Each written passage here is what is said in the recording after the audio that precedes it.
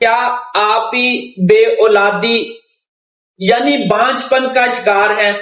یہاں بے اولادی اور بانجپن کی بہت ساری وجوہات ہیں، وہاں ایک بڑی وجہ سانس اور دمے کی ادویات کا استعمال کرنا بھی آپ کو بانجپن اور بے اولادی کا باعث بن سکتا ہے۔ تو میں آج آپ کو بتاؤں گا اس کا ایک آسان حل۔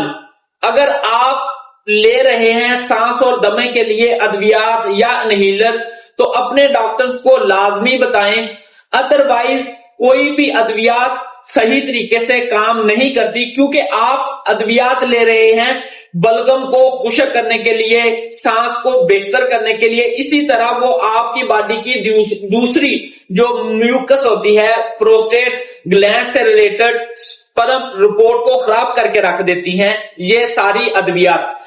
تو جب بھی آپ علاج کے لیے ڈاکٹر کے پاس جائیں تو پہلے ان کو بتائیں کہ میں سانس اور دمے کی ادویات لیتا ہوں، اس حساب سے آپ کی میڈیسنز کی ترتیب وہ بنائیں۔ تو میرے پاس جب مریض آتا ہے تو میں سانس اور دمے کے مریضوں میں بانجپن بے اولادی کو ختم کرنے کے لیے جہاں ادویات دیتا ہوں تو وہاں نکس ومیکا، کارٹیزونم، استما 1000 طاقت میں جب دے کے پھر بانجپن کا علاج کرتا ہوں تو مجھے کبھی مایوسی نہیں ہوئی۔ تو لہٰذا مایوس ہونے سے پہلے اپنے ڈاکٹر سے رجوع کریں۔ بانجپن اور بے اولادی کا اگر سامنا کرنا پڑ رہا ہے تو اللہ کی اس ایک بڑی نعمت کا بھی آپ فائدہ اٹھا سکتے ہیں۔